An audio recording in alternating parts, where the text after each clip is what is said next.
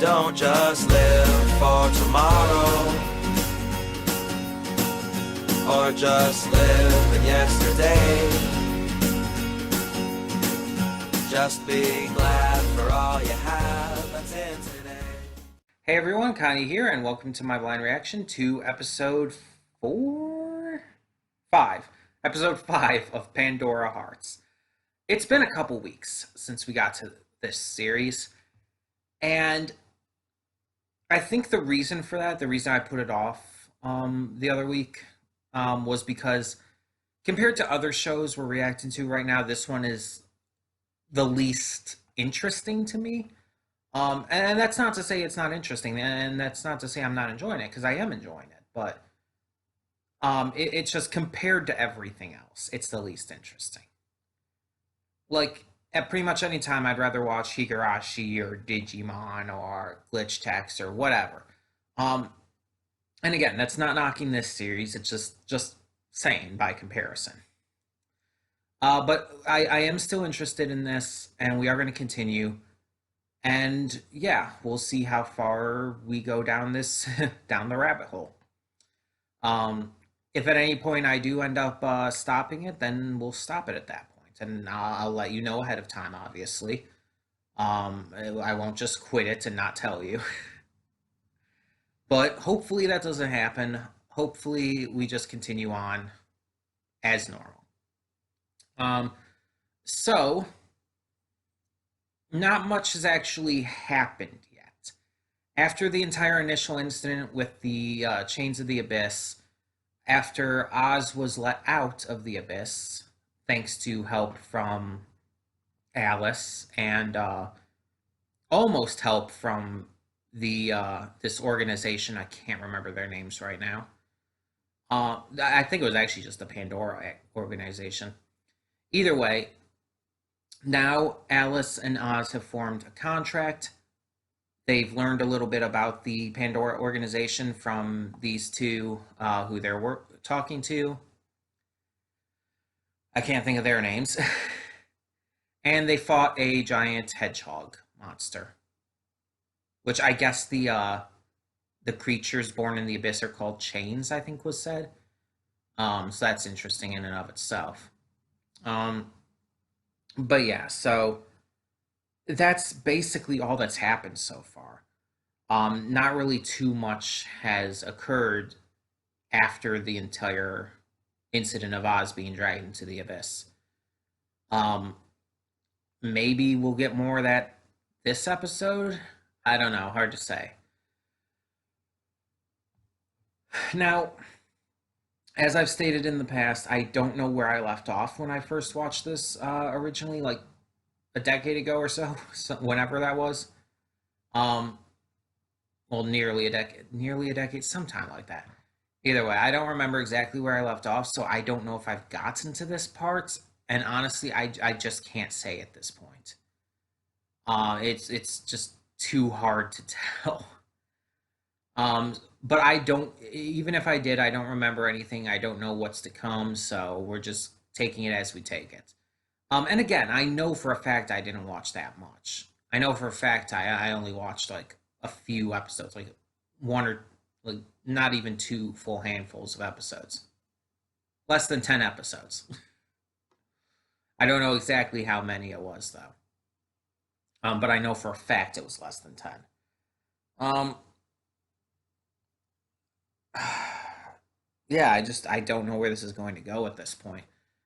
Because it's like right now of the original people we met, like in the past, I guess, because I guess it kind of maybe I don't even know. Did it say it went to the future, or am I just imagining things? Or maybe I heard that from somewhere. Did they say? I don't know. Maybe I heard that from somewhere. Maybe something like maybe I found that out or something. I don't know. For some reason, I'm thinking it went to the future, like that he was trapped in the abyss for a long time, and I swear I found that out, and I don't remember where I found that out. I don't remember if it said it in the last episode or not. If it didn't, then that means I was spoiled on something. But I don't know anything further regarding that. It's just I swear I heard that it went in, that they're in more of the future than they were before, which doesn't make much sense, all things considered, considering the girl and the guy both look exactly the same. The ones from the Pandora organization who were shown in the uh, previous part. Um, but yeah, as I was saying though, um, either way, back then, before he was put into the abyss, it's like he had all these people with him, and it's like I'm just wondering how many of them, if any, are we ever going to see again? I mean, obviously, one's already dead, but what about his sister? What about his uncle or the housekeeper? Are we gonna ever see them again? Um, I don't know. I guess we'll find out. Um, but yeah, yeah, I'm interested to see where this goes. Um, we have our three members of the Abyss, the two from before, and then there's the newer guy who I think his name was. It was something edgy like Raven or something like that. It was something like super edgy like that. I'm trying to again. It's been a couple weeks, so it's like just trying to reconnect with everything. Um, but yeah, either way, like I said, I have been enjoying this. It's just not as much as like other shows, just by comparison. But I am interested to see where it goes. So we're gonna find out. So when the screen fades to black, pause this redirect and go to the description below. Follow the link to the reaction, and after you watch it, come back into the redirect and resume play. Because after it fades to black and then fades back in, everything from that point forward will be my afterthoughts and will contain spoilers to the episode. So, that being said, thank you so much for tuning in, and I will see you at the reaction. Okay, and we are back, and we'll begin with spoilers in 3, 2, 1, now. So yeah, I'm still not sure if it was said in the show or if it was if I heard it somewhere else or something, um, or if I'm just completely crazy and I'm just like imagining it. Maybe it was something I thought about. Maybe it was like a theory I had, and I just for some reason I'm thinking like it was like something I heard about the series. I don't know. But yeah, I was thinking it was like in the future and all. From like when he went into the abyss, from when he came out, it's like separated by time, more time than should have been, basically. But anyways, so in this episode, Oz, Alice, and Raven are sent out on a mission to take down an illegal contractor. They have to find the contractor and yeah, stop them. So somehow I missed that at first, but yeah. Um, they get there and they're just kind of doing like a little early reconnaissance, but not really doing much at the moment. Um, Oz, while Raven is looking for Alice, who had wandered off, Oz meets this young flower girl who was very much being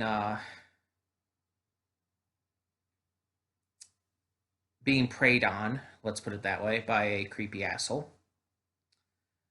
Uh, Luckily, she has her own creepy asshole to take care of him, and did very much so. And I presume the wife was killed as well, and everyone in that mansion looked like they were dead. So yeah. Um, but this girl is the contractor. We find out, and she and her chain attack Alice. There's a tiny bit of a fight, but it's not really about that.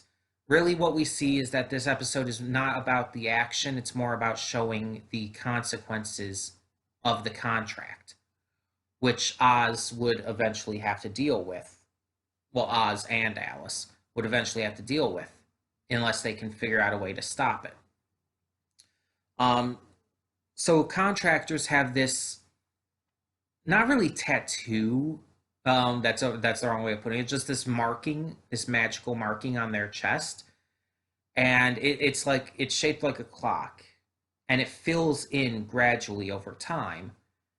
And once it gets to the end, once it completes a full revolution and it's all completely filled in, it's it basically spells the end for the contractor and their contracted chain. Both are brought into the deepest level of the abyss to die, basically. And yeah, they would have no chance of ever escaping at that point. So we know that this girl, the flower girl, and her chain, they're fucked. There's no way to save them at this point, and it's sad. And Oz question at the end, like, what could make her do that? What could make her want to do that in the first place? And it's a valid question. Like, yeah, she seemed like she probably went through maybe a lot. Like there's that guy who was very much creeping on her and was very, very much going to rape her. Like it was that was made very clear. It's like, oh, come to my mansion, come to the back door at night, and sell me all your flowers. It's like you know what the fuck was going on there. It didn't even have to say it at any point, and you knew what the fuck was going on there. And it's just like, ugh, so gross, so disgusting, so horribly evil. But he dead now, so he won't be preying on anyone else at least. Um, but yeah, so the girl was dragged into the abyss.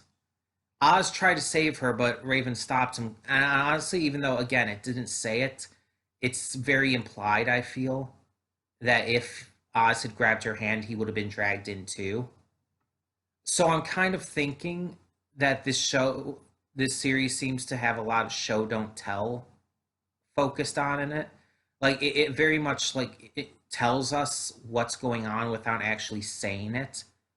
And I can appreciate that. I know a lot of people really like that in contrast to the opposite. um, yeah, we found out that Break was keeping one picture from them, the picture of the girl, the entire time as a way of like having them experience it firsthand and learn from it and everything. So there is that as well. And this episode at the beginning as well also threw a lot of points into the fact that Break and them are hiding a lot from Oz still.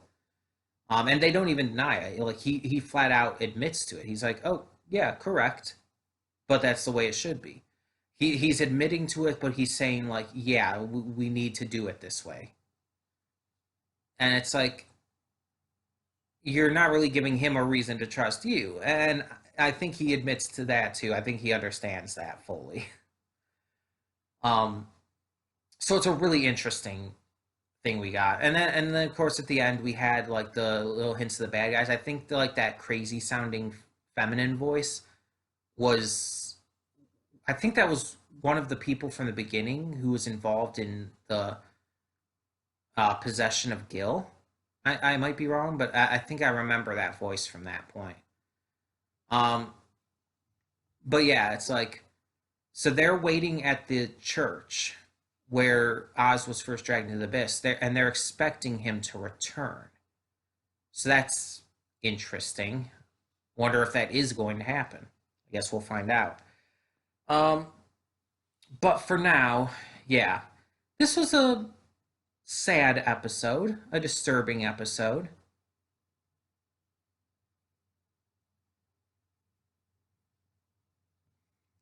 It tried to balance it off with a little bit of humor, having Alice be her tsundere self, and a little bit of humor with Raven and whatnot as well, and all. But it was really dark. Like it was a really dark episode, and it honestly bothered me. At the same time, one of two things I can say is true here. Either I did see this episode before, back when I first watched these first somewhat some number of few episodes a decade ago.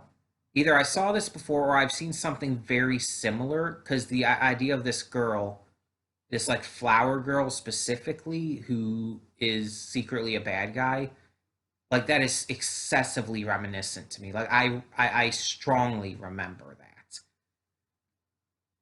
I didn't remember every detail. Like I didn't remember her being dragged into the abyss and everything. I didn't remember all the specifics behind it, but I very strongly Like when I saw that, it's like something clicked in my head, and it's like I very strongly remembered seeing something like that before.